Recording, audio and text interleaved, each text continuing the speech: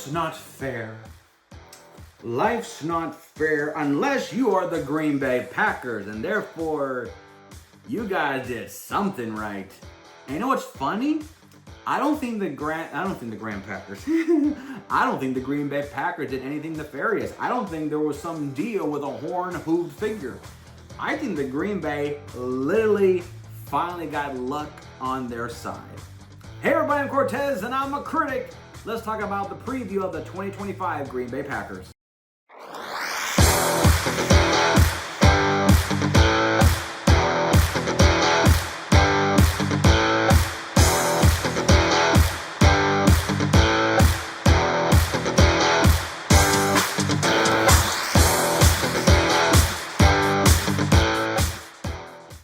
So in case you haven't heard, Micah Parsons is a Green Bay Packer.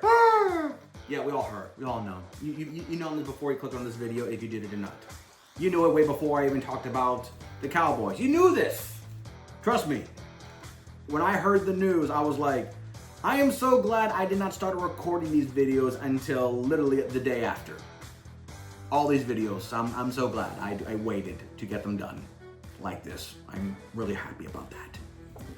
So Green Bay, you got Micah Parsons, Jordan Love. They got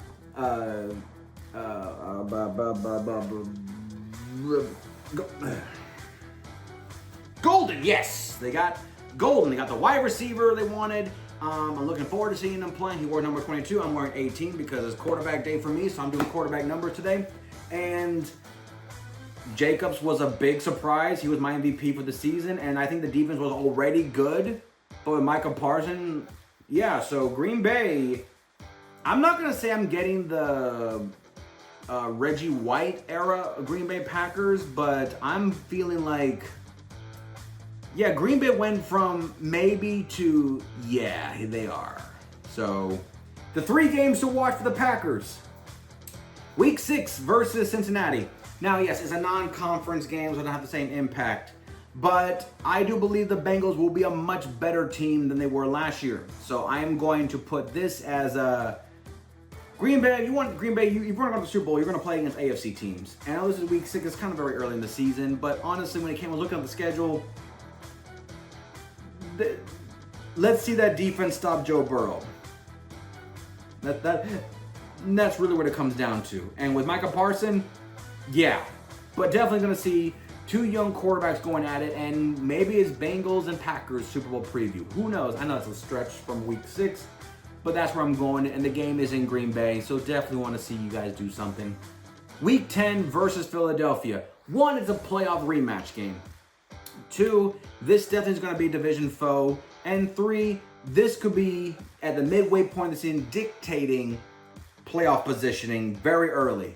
This could be a tiebreaker you have to hold on to, or a tiebreaker you have to overcome down the line.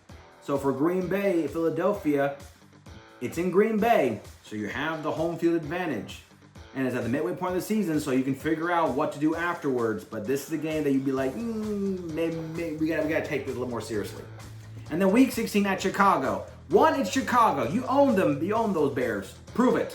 And 2, you don't want to end the season with a stub toe injury when you guys are either solidifying yourself as division winners or fighting for a wild card spot. So you don't have a stub toe, because I'm not going to say the Bears are going to be better, but you should be prepared that they are. So week 16 at Chicago, definitely have more at stake than just owning the Bears. Highest point. Now, people will probably say, you mean higher now they got Micah Parsons. Like, I still see 12-5. I still see a 12-5 season. Even with Micah Parsons, I was on the Cowboys, and the Cowboys had those good seasons. I never was 100% solidified as, yes, they're going to be this way.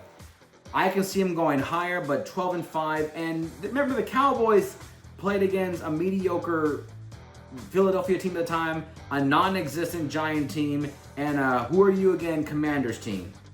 The NFC North is way more competitive than the NFC East, especially with the Lions, Vikings, and Bears. So, oh my.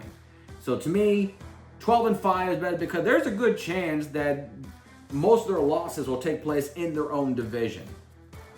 And if somehow the Micah Parsons thing falls through, because the offense just never worked going, the defense can't only do so much. 8-9, guys. 8-9. If things go south really, really fast. I don't think it will, but if Chicago is better and the Vikings don't slip off with JJ and they're still competitive, maybe not a 14-win season, then there you go. That's just gonna that's where it goes for you guys. My MVP candidate, it still relies on Jordan Love. When Jordan Love and his first full start was so successful, and then last year when his receiving core was depleted, I was like, Jordan Love has no toys. He has no one to play with. And then they got a number one receiver, and they got some of the players back from injuries. So Jordan Love, he has another 32, 35 touchdown, season. That's going to lead the Packers to the promised land, and he'll be the reason why. My verdict for Green Bay, playoffs, and I'll even go far to say conference, but I cannot say Super Bowl just yet. Even with Micah Parsons, I know everyone's saying Micah Parsons is. I'm like, yeah. I'm not though. I'm not gonna say that. But I am gonna say that Green Bay could get as high as conference championship game. I definitely see him winning at least a playoff game, and more confident with two.